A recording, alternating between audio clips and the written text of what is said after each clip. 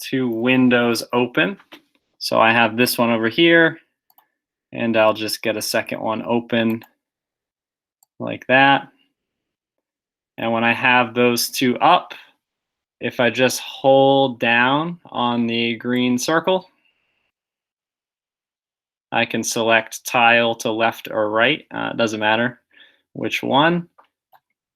And then I just click on my other window, and that'll let me do both at the same time.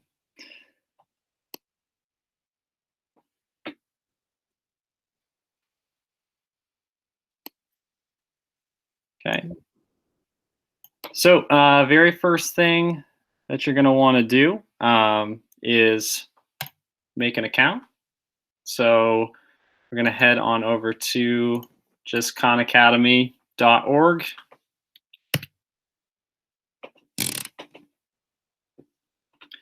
Once you're there, up in the upper right, you should see a spot that says sign up.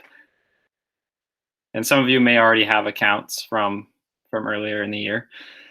And you're going to want to select Join Khan Academy as a teacher, because that'll let you use your Google account, which I highly, highly recommend using your Google account, especially your school account, because then you can, if you're using Google Classroom, it'll make it really easy to integrate those, and just makes it streamlined a little bit more. So for those of you that are doing this at the same time, I'll give you a second to make your account, and I'm going to switch. Oops.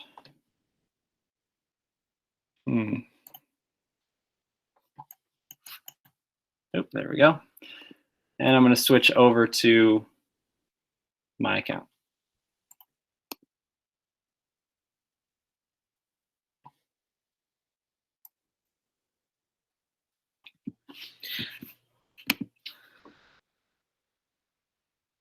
Any questions so far?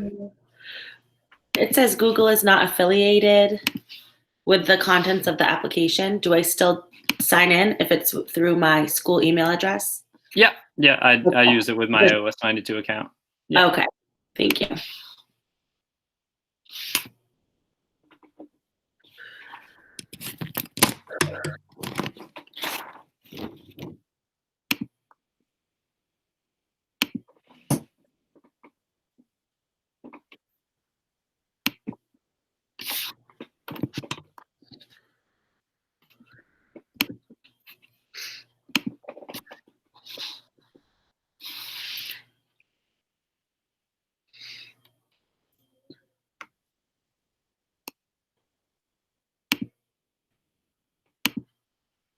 Sorry, Devin, when I told him I wanted Google, it just automatically signed me in. Is that correct? Yeah, it might do that. I made my account a while ago, so I actually haven't gone through the process. Okay. But yeah, it should take you to a page that looks a bit like this.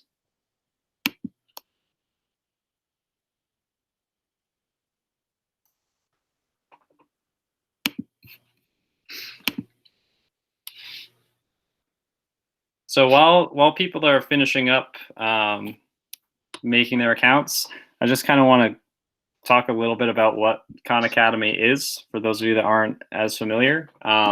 Basically, it's a free site that lets you give videos and practice exercises on a bunch of different topics to kids pretty much every grade level.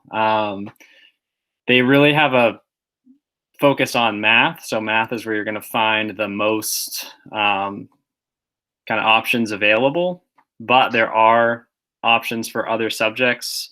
Those just tend to be focused more at the junior high and high school level. So I've used the math part of it quite a bit down to the elementary level. And I have done a little bit of social studies with it too, but there's a bunch of different options. Math is just kind of the most robust of those. So once you have your account, since if your screen doesn't look like this. That's all right. We're going to kind of change a couple things anyway. We want it to, by default, go to a teacher dashboard. It'll just be a little bit easier to keep yourself organized. And that's pretty easy to do. Just going to click on your name up in the upper right. And then go to your settings.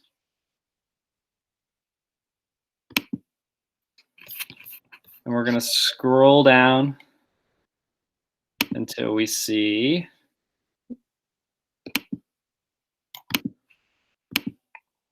this right here, where it says, which page do you want as your home page?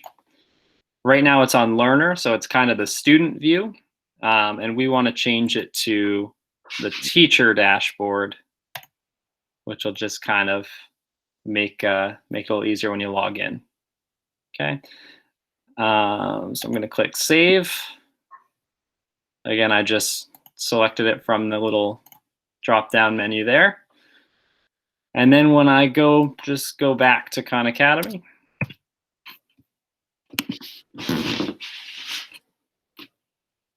I should have this view with a list of all my classes. So right now, this area is probably blank, but we're gonna start adding some. Okay. Any questions so far? All right, I'll keep going. So up in the kind of upper right across from where it says Your Classes, you're going to want to click Add New Class. And you have a couple options here. If you are using Google Classroom and have that all set up, you can use the Import Your Class from Google Classroom setting right there, and that's pretty easy. That's generally what I use, but for now, I'm going to make a test class, assuming that you don't already have Google Classroom, because I know everyone doesn't. So I'm going to just call this tutorial class. Go ahead and click Next. Then this is kind of where you select what class you're dealing with. So I'm going to say maybe, third grade math. I've got all my other options if I scroll down.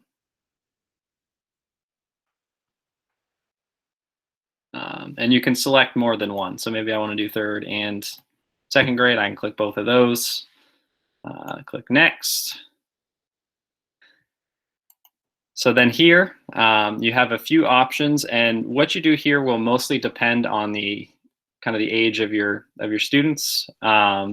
If you have older students, junior high or high school, you're probably going to want to use invite your Google Classroom if you have that, or joining with a class link, because the older kids usually can make their own accounts. This is the middle one I find pretty good to use. If you don't have a Google Classroom, you just send them a code. They make an account, type it in, and they're right in your class.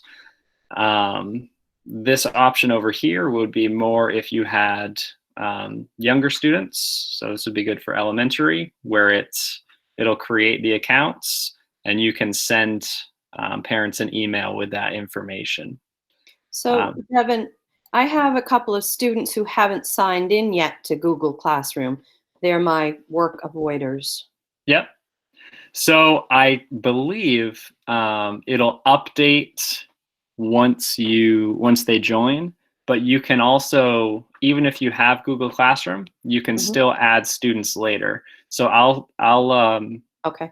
After I do this, I'll show how to add students to an existing class. That might be helpful. Go back. So any of those options, I'll use this one. So if I, whoops, go back there.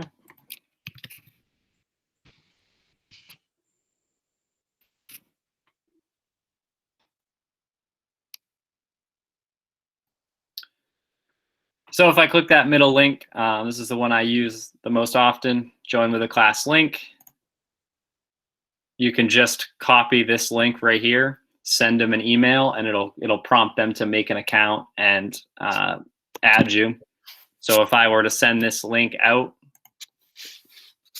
all it would take, so I just put it in the chat. If you click on that link, it would just take you to my class and add you right to it. So that's a good method. Creating accounts for students looks like this. You just go through, put in a name,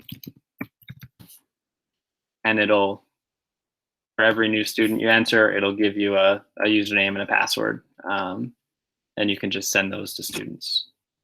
So either option works. So let's say I have a class that already exists. So I'll go to this one. And so it takes you to this course mastery page, but we won't worry about that yet. I'm going to get to that. For right now, we want to go down to students on the left-hand side of the page. And that'll just show me kids that are in the class. So right now it's just me on my other account in the class. If I have kids that I need to add, or they haven't joined yet, I can add them a couple different ways. I can send them this class code right here. Again, it'll just give that same link from earlier. They can join that way, or you can click add new students right at the upper right, and it'll let you add students again. So you have a couple options, and if you miss a kid or forget a kid, you're not out of luck. You can just go right in there and fix it. Okay. So once you have your class set up, you can start assigning them things. And there's a couple ways to do that, and I'll show both of them. If you look at the little assignments tab right on the left side there and go to assign, it'll show you a bunch of different kind of activities that are all grouped for whatever class you picked. So for this one, I had 4th grade math selected. Looks familiar. Yeah. So then it gives a bunch of options here. Pretty much, I think it's Common Core. It's Common Core aligned over on the side, and it'll tell you what standard everything's aligned to. So let's say I wanted to assign a whole unit on multiplying fractions. All I would do, scroll down to multiply fractions, click on the check mark,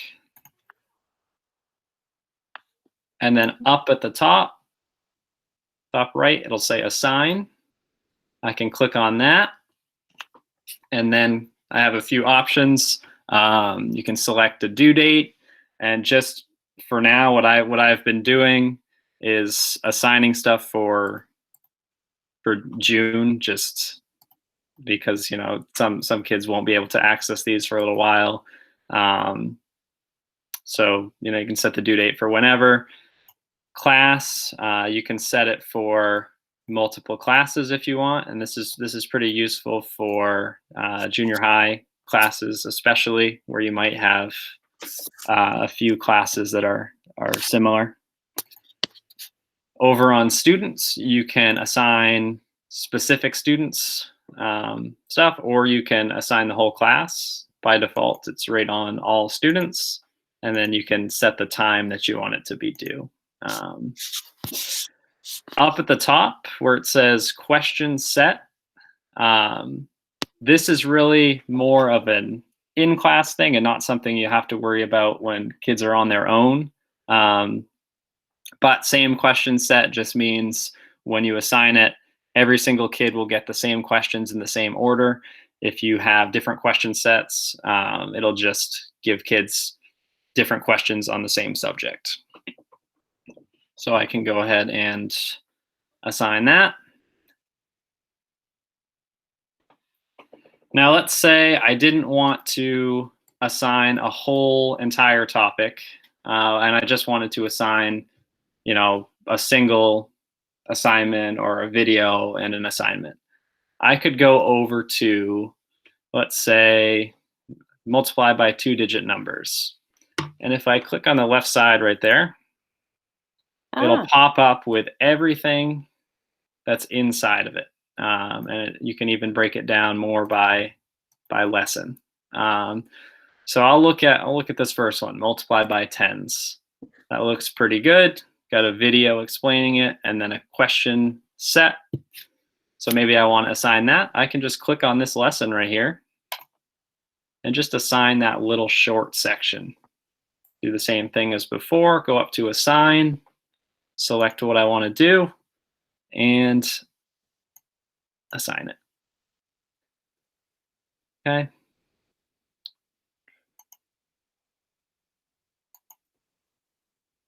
And then I can also assign just individual things if I want to.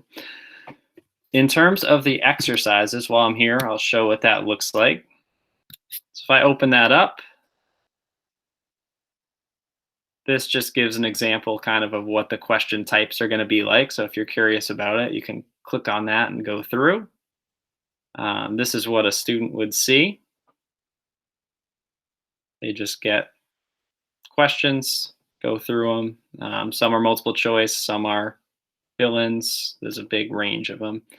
And if they are having a hard time, down at the bottom, they've got a little option to get a hint for the problem or watch a review video on it, which I find pretty helpful. And I use that in my class quite a bit.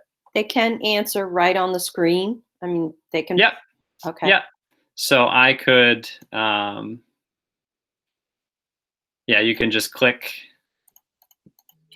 right on there, click check answer, and it'll go right through. So yeah, you can do it right on the computer. Hey, Devin, I assigned grammar to my period 1 6th grade class. Yep. How do I look at that assignment? Like, so if I click on them, I can't see that there's anything assigned. So that is our next, that's our next point. Okay. No, it's all good. It's all good. So the other thing before I get to that, Crystal, I just want to touch upon one other thing. So that's probably the easiest way to assign things.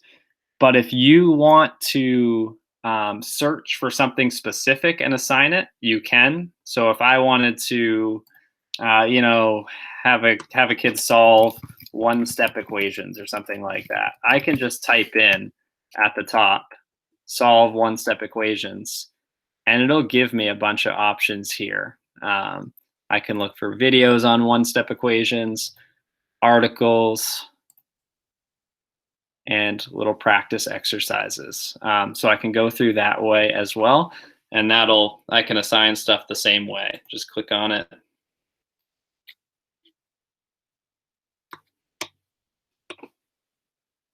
And I can assign it right up at the top of the page. But if you're doing grade level math, I would recommend the method I did before this. All right, I'll go ahead back to where we were.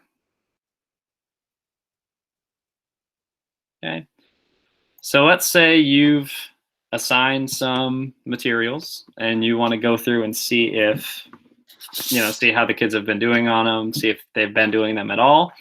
Right over under where it says assign, and this is all under the umbrella of assignments.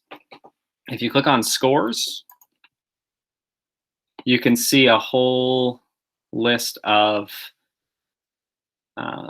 assignment scores, and I'll go to the end. So these were a couple I did just testing, and you can click on it to get a little bit more specific information about it. You can see the exact questions I answered. I don't usually go in that deep. I usually just look at the score. You can see how many times they've attempted. But I pretty much stick to this scores screen right here. And I can look at scores. If you assign a video and they watch it, it'll put a little check mark. It's pretty easy to track it that way. Crystal, does that answer your question? Okay. So that's for individual scores, and I know for right now at Vassalboro anyway, we're not putting grades in. I don't know if that's similar elsewhere.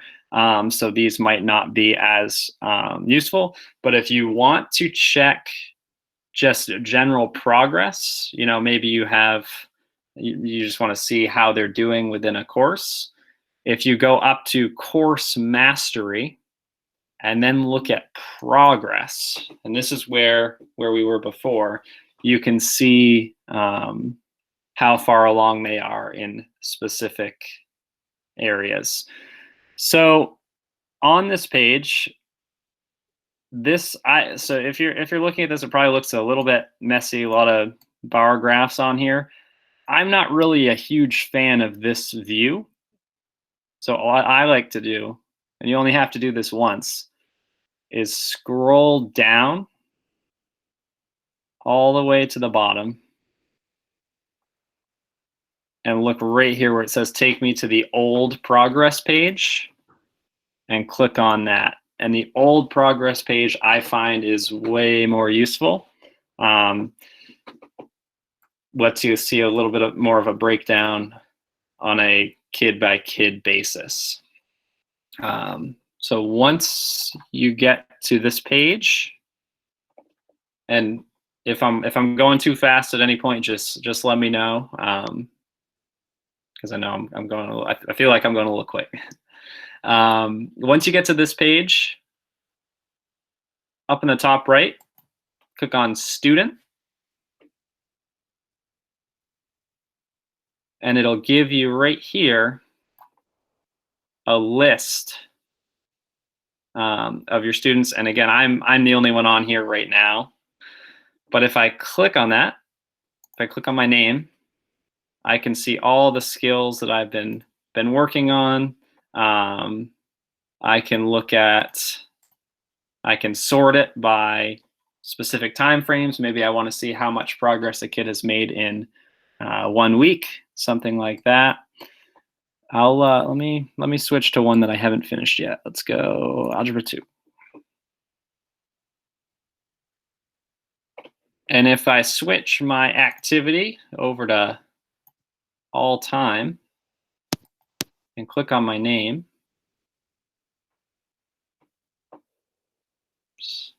this part does take a little bit to load.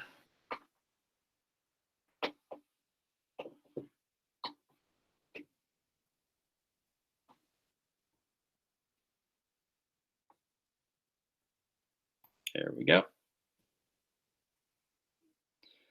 So if I click on my name, it gives me a nice little breakdown of all the skills that I've been working on. And you can do this for every single student. So I can look through, see things that I need to work on, see things that I've already done. Anything that's red means they've been working at it but have been missing problems. So if you have a kid you know is working a lot on here, you can go through, check their progress, and kind of check to see where they are. And one reason I really like using this is if you have kids that are, just love to work on your particular subject, they can work on stuff independently. And so I have a lot of kids that will, on their own, go through, their grade level math material and start working on the next year's math material, because they can just go through independently. So that's pretty useful. Questions on checking progress or assignment scores? Can you make it so they have to do 80% or better before they can move on? On an individual assignment? Right. I don't think so, but what you can do, and this is not quite the same, you can set a course mastery goal, which would just be over, I think it's this one. You could create a goal for them to master a whole course, but that's a bit of a tough ask. I would just, that with the individual assignments, your best bet would probably just be to say, hey, I need you to get this specific score before you go on to the next assignment. But I know that's tough to enforce.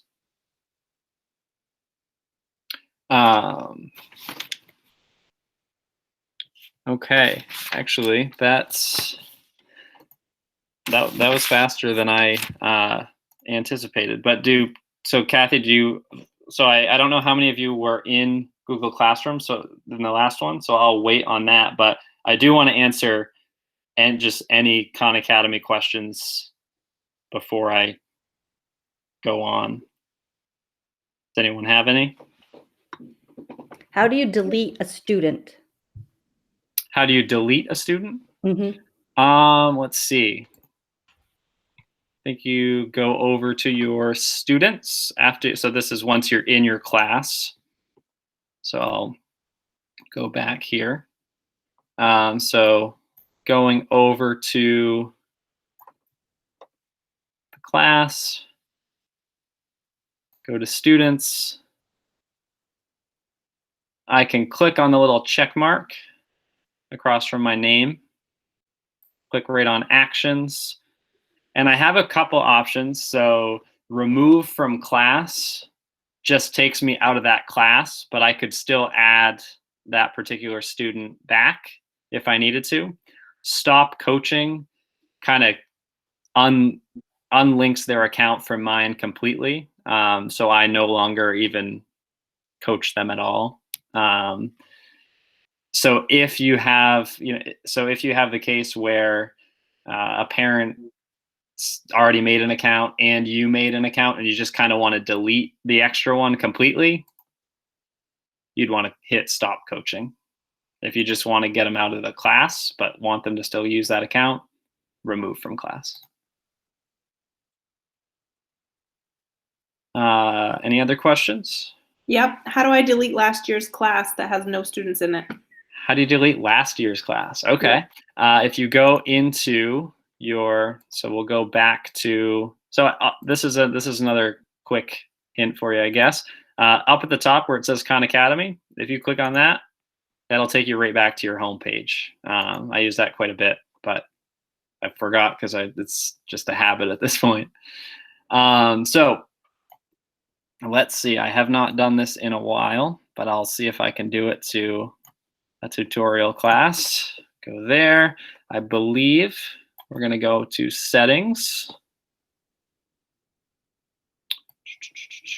Yep. So if you go to your settings, you can delete it right there.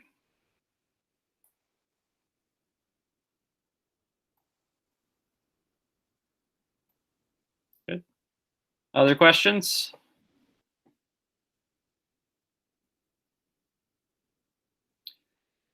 So just one quick thing. If you have a student that's really, really motivated and maybe they've already have finished grade level work, what you can do is up at the top left where it says courses.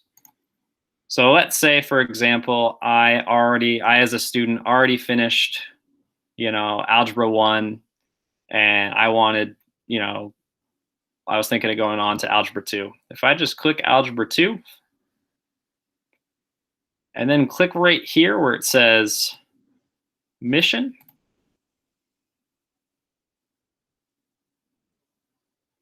I can then use these little mastery challenges here and work through independently and just go right on ahead. So if you have a student like that, that's something really useful. And that also be something, if you thought of it later, I'm totally willing to help you out setting that up. I've did that for a few of my students this year, and it's worked pretty well. So that's an option there. Anything else before I move on to Google Classroom stuff? Thank you. Is the Google Classroom stuff we already saw if we saw the other one? Yeah, I'm pretty much just going to show how to make an assignment and link it over. So if you already saw it last time, then you might be all set. Okay. Thanks. Yeah.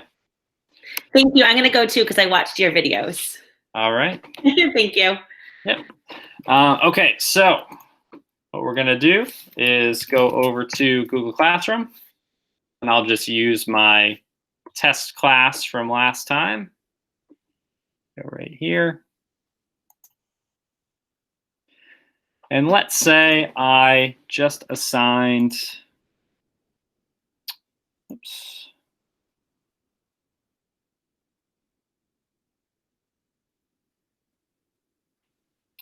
Oops, I'm on the wrong page. Let's see. There we go.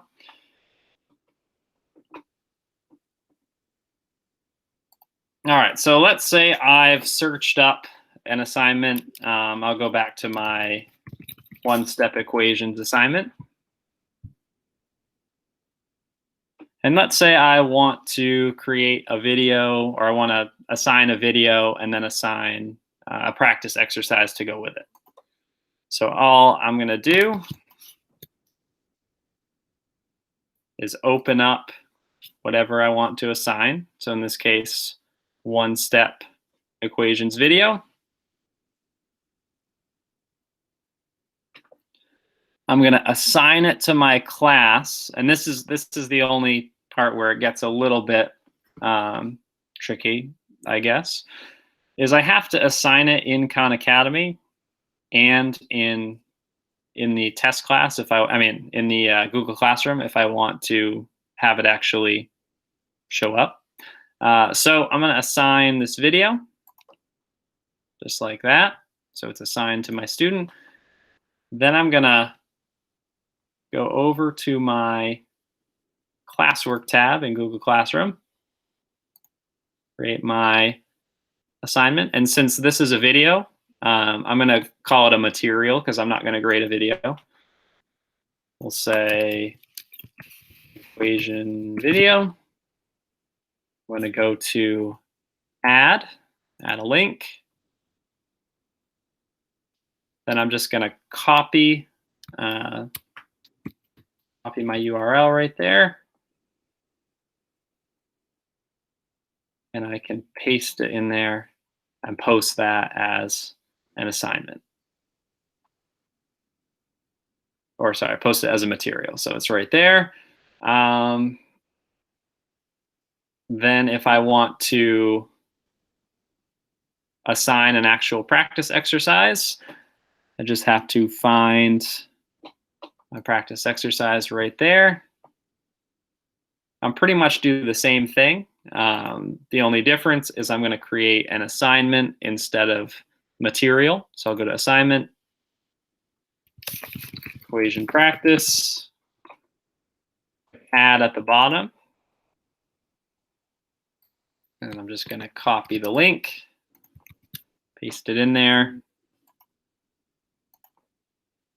Got my settings over here. I'm going to leave this as no due date. And then I can assign it. And I can move these around wherever. So maybe I want to put these under solving equation. Just like that, I can just drag them. So when a student sees this and they, and they open up the assignment and click on it, it'll take them right over to the assignment on their computer and they can go right through and do it. So that's kind of one option. And then there's a second option, which is a little more broad, but works for some people. If I just want to have students go to their own assignment list in Khan Academy, because this is what their screen is going to look like when they open it up. They'll have all their assignments listed right on their front page. So if instead of posting a bunch of individual assignments, if you want to just post one link on Google Classroom that says, hey, here's all the assignments, that's an option too. So the way I would do that is I'm going to go right to classwork, or you can go to your stream if you just want to make a post. I'll create an assignment, and I'll just say, all Academy math assignments will be here. And then I just link right to just the home page of Google Classroom, the home page of Khan Academy, just like this. Oops.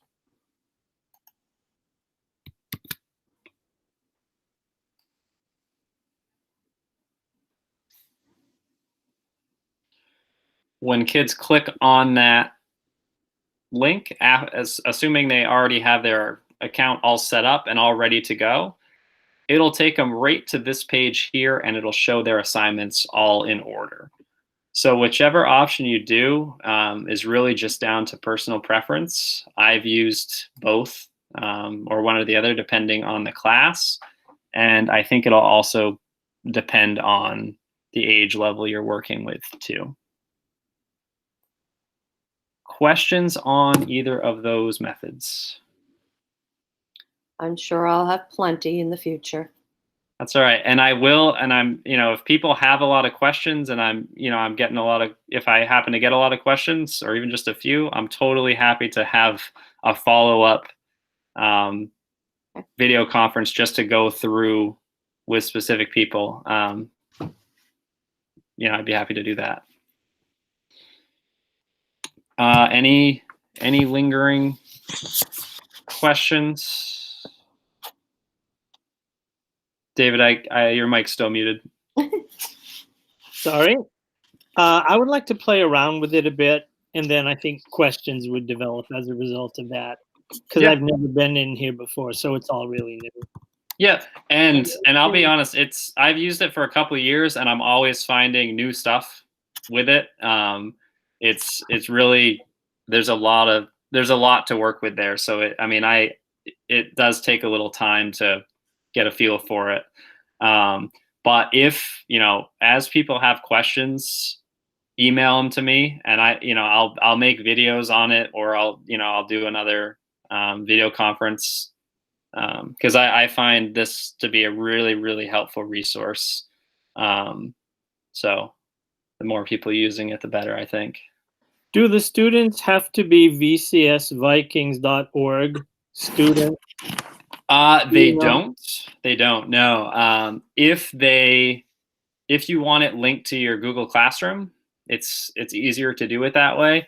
But for people at Vassalboro, 7th and 8th graders should already have accounts from me, and actually the 6th graders should too from Crystal. So all the junior high kids should have the accounts already. But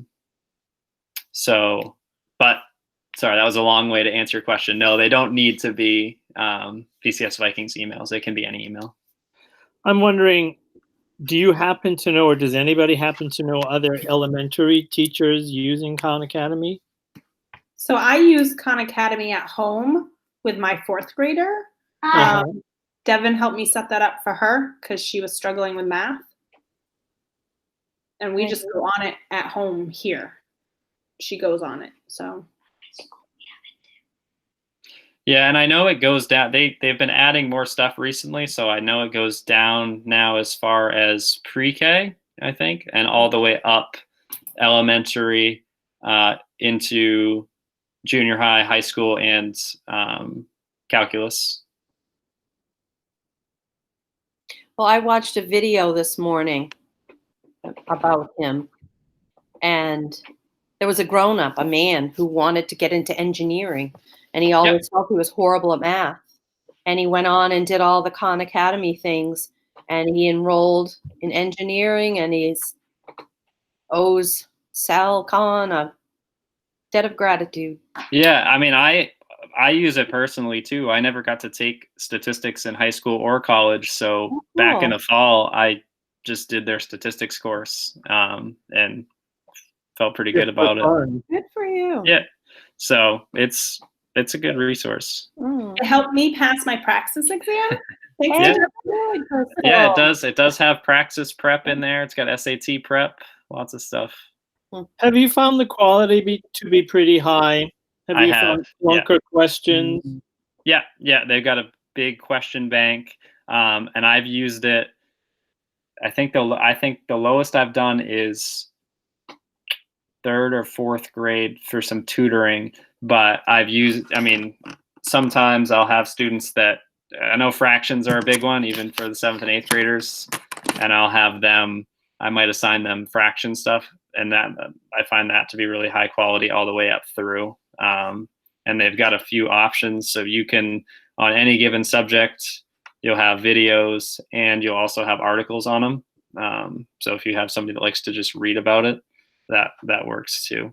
But I use it a ton in class. So Yeah, he started it all with his niece or cousin, somebody. yeah, he was just doing free math videos Yeah. for his nieces, and then other people started watching them. And then Bill Gates got involved. Yeah. Well, is Did not this know that. something that you have to buy a subscription to? Nope. It's free. Mm-mm. It's free. You can donate if you want. The donate's right at the top of the screen. Yeah, I mean, honestly, I'll probably donate to it because I know their servers are kind of over capacity or over the usual capacity right now, because there are a lot more people are using it. But it's, I mean, yeah, but totally free. Non-profit. Hmm. Mm. Yeah, I'm really going to need to poke around on it a lot more just to see if there's anything that I can use. There was a storytelling class I saw. Yeah. Oh yeah, Yeah, yeah, and they add new stuff constantly. So